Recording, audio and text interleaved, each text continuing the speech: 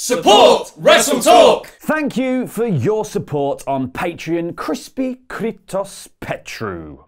Hello and welcome to the WrestleTalk news. I am El Fakador Laurie Blake. Click the thumbs up, give us a subscribe and support us on Patreon, and you too could get your very own personal Support WrestleTalk shout out like Crispy Kritos Petru. Coming up on this episode of News as an Act of Rebellion, a huge match has just been set for NXT TakeOver New York. A potentially even huger match is in the works for WrestleMania, and Roman Reigns is already training for an in-ring return, which I'm not 100% convinced is a fantastic idea. But we start with a bit of Ricochet and Silent Bob, as NXT's and also Raw and SmackDown's one and only bumped into director Kevin Smith in an airport, marked out, and got himself a selfie. I spotted the awesome Kevin Smith in the airport the other day and had to say hi, only for him to say, "If you've got a camera, we can take a photo." Couldn't pass that up either. So, cool. Everyone's got cameras. They're in our phones now. Now, Luke would have a really good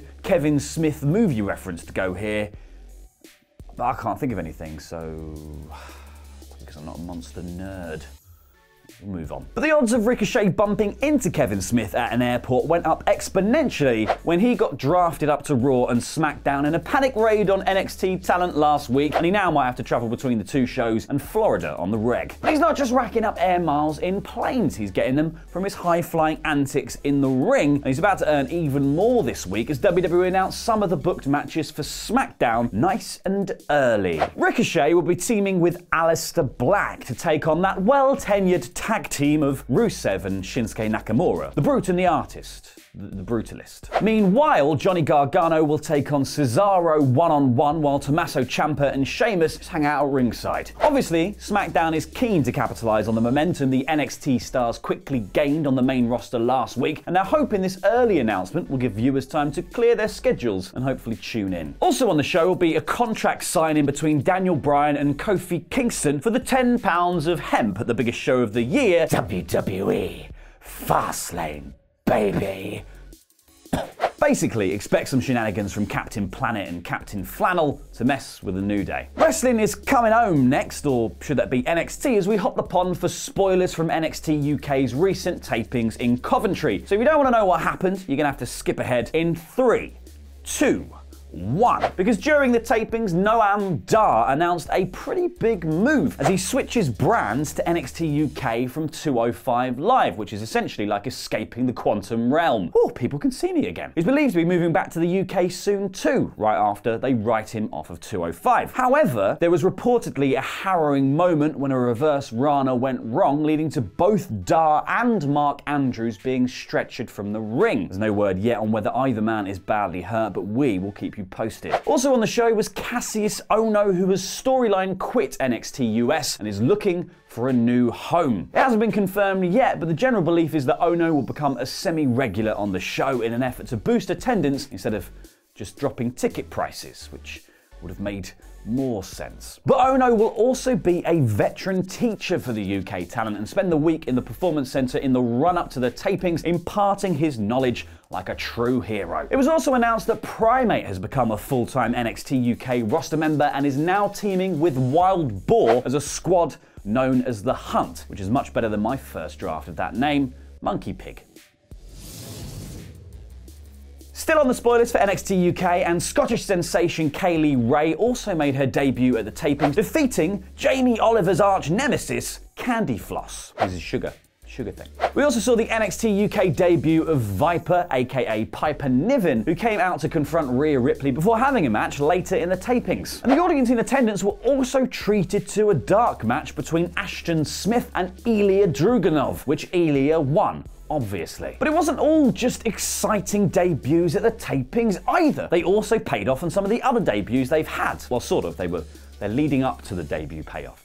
Gonna happen. Because on the second night of the tapings, it was confirmed that Pete Dunne will face Volta at NXT TakeOver New York for the UK Championship. Now, Dunne called out Walter for the match after the ring generals stepped on the belt, making this the ultimate punishment. Walter doesn't like the belt, so we're gonna force it on him. Take that, you big Austrian. Now, that's gonna be a crazy busy weekend for wrestling, and Impact have also been setting some interesting matches for their Mania weekend pay-per-view United We Stand 2. On the show will be the previously announced Lucha Bros versus Rob Van Dam and Sabu in a match that everyone but Sabu is sure to regret. An Ultimate X match between Jake Crist, Cotto Brazil and Jack Evans, with more names to be announced, you'd assume the X Division champion, Rich Swann. And Team Impact versus Team Lucha Underground in a lovely bit of wrestling cross-pollination, where Brian Cage, Eddie Edwards, Moose and Johnny Impact will struggle to get along while facing off against the team of Drago, King Cuerno, Aerostar and Daga. Also announced was a special intergender match between Eli Drake and Tessa Blanchard. We've heard special intergender match recently as well with Nia Jax versus Dean Ambrose, and just like that, it doesn't appear like this one is happening either. Because a fan tweeted Eli to say that he just wasn't into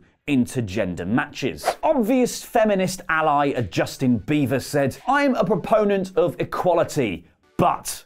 We're off to a flying start here. Intergender matches really break the immersion of wrestling for me. It screams, hey, this is fake. I don't like that in movies or in wrestling. I also don't find men hitting women to be entertaining. Hashtag just my 2 cents. Also on the same card he's referencing, a man who dresses like a dragon. But to be fair, it is fine if you don't like watching men pretend to hit women. It's just that the important word there is pretend. It is actually a semi-choreographed routine. Anyway, Eli agreed with this beaver bloke, saying, "You couldn't have hit the nail more directly on the head. I have amazing respect for Impact Wrestling and Tessa Blanchard and can see that she is likely the greatest female talent in wrestling today. Although, that said, I will not participate in a one-on-one intergender match." So, does that mean that Impact announced the match before checking with Eli? Or is this part of an angle, creating a bit of friction with Blanchard before the match and eventually getting Mr. Beaver's knickers in a twist when it comes to light that the match is actually happening? It also raises the question of whether Eli will be punished if he refuses to do the match, or will Impact just make it a mixed tag to make him happy? Or will they just give him another bloke to go against and give Blanchard someone else to fight who was more open to the idea? Or is it just a woman? I don't know. There's so many questions.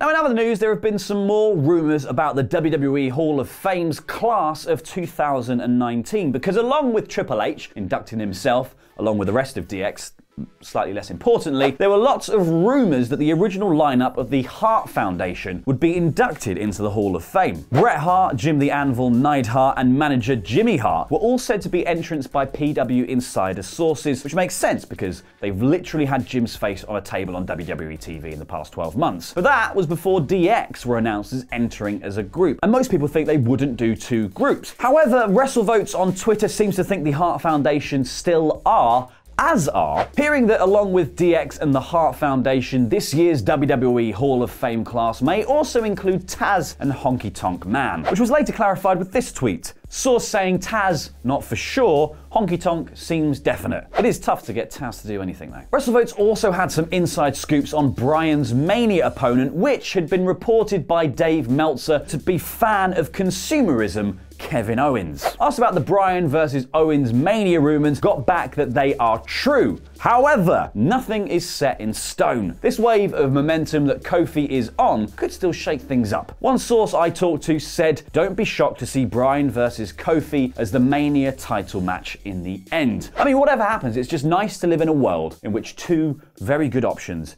are on the table. Now, you may remember the news from last week that Vince McMahon had demanded that Roman Reigns, a man with leukemia, return to WWE and wrestle a match at WrestleMania 35. And you may also remember how we all went, that's ridiculous. Nobody would ask a sick man to rush back to work, like even to an office job, let alone to a wrestling ring. Has cancer is a rubbish gimmick. But it all seems like it's true. First and foremost, Vince McMahon himself tweeted that Roman would return to this week's Raw to address his illness, which is going to make for a hot, totally not depressing segment, but seems as hoped by WWE will boost those flagging ratings along with a little bit of Becky Lynch and the NXT call-ups. Add to that the fact that it appears like Roman has been training for an in-ring return, because an Instagram post from personal trainer David Gagne shows Roman Reigns training at the Island Club and Spa in Waikiki, Hawaii. Had the absolute honor and privilege of having Roman Reigns train at Island Club and Spa during his stay in Waikiki. It was very humbling for an athlete of his caliber to not only train here, but also speak so very highly of our facility. Glad we provided a great space to help him prepare for his in-ring return. So it looks like we may be getting that rumoured Roman, Ambrose and Strowman versus Drew Lashley and Bazacorbs match at Mania after all. Great.